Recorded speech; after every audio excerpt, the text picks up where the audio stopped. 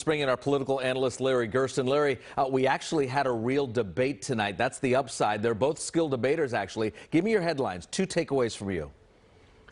Well, one thing is that neither one of them behaved in such a way where they really lost any points. I mean, they held their own, and I think that's good for the Biden campaign and not so good for the Trump campaign because they had to score. On the other hand, the other thing is they did have a more or less more civil debate, although I would say that the moderator, once again, did not do the job she needed to do to keep the lid on as far as mostly Vice President Pence going way beyond his time. Let's get to some key moments in what we saw in these 90 minutes. A sharp and pointed response by Senator Harris during this exchange about a possible vaccine for the coronavirus. Let's listen in. The fact that you continue to undermine public confidence in a vaccine, if the vaccine emerges during the Trump administration, I think is unconscionable. If the doctors tell us that we should take it, I'll be the first in line to take it. Absolutely. But if Donald Trump tells us we should take it, I'm not taking it. She's scoring. Harris was in a tough spot. A woman, particularly, more that important than being a person of color.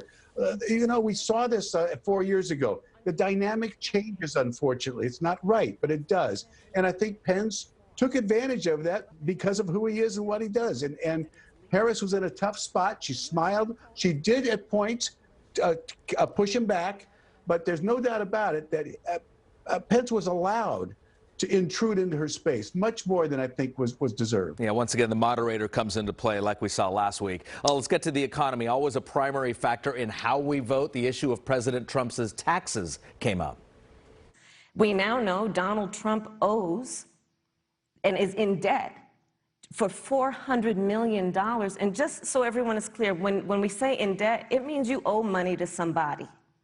And it'd be really good to know who the President of the United States, the Commander-in-Chief, owes money to, because the American people have a right to know. The American people have a president who's a businessman, he's a job creator, who's paid tens of millions of dollars in taxes, payroll taxes, property taxes. He's created tens of thousands of American jobs. Very smooth. Nothing seemed to rattle the vice president. I'm guessing President Trump would be happy with his performance. Yeah, absolutely. Harris made a great point. Pence came back and worked with what he had. It's not as if he could go into the $400 million. He said, look at all the wonderful things he's done as a business person. He's not a politician. They both made points on that one. Larry, both candidates deflected questions. We can go over this all through the night. It happened here about the Supreme Court. Listen. The American people deserve to make the decision about who will be the next president of the United States. And then that person can select who will serve for a lifetime on the highest court of our land. And so Joe and I are very clear. The American people are voting right now, and it should be their decision about who will serve on this most important body for a lifetime.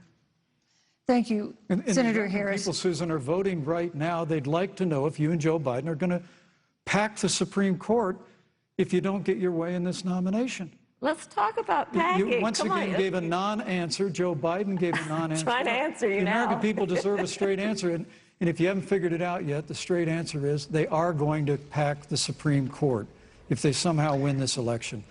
That is a pivotal moment. Does that fly for voters? Will they remember that? I don't think it's a pivotal moment, but Harris had needed to connect this with what happened in 2016. Pence needed to take a little bit further and say, you know, why aren't you talking about it? Not that you haven't. Why aren't you? They each had their points to make there. Clearly, this was a debate where nobody really scored a knockout punch. It winds up where they're kind of even Steven when it's all over. All right, Larry, thanks for your perspective tonight. We'll, of course, be continuing to talk about it through the week and through these next several weeks. Thank you, Larry.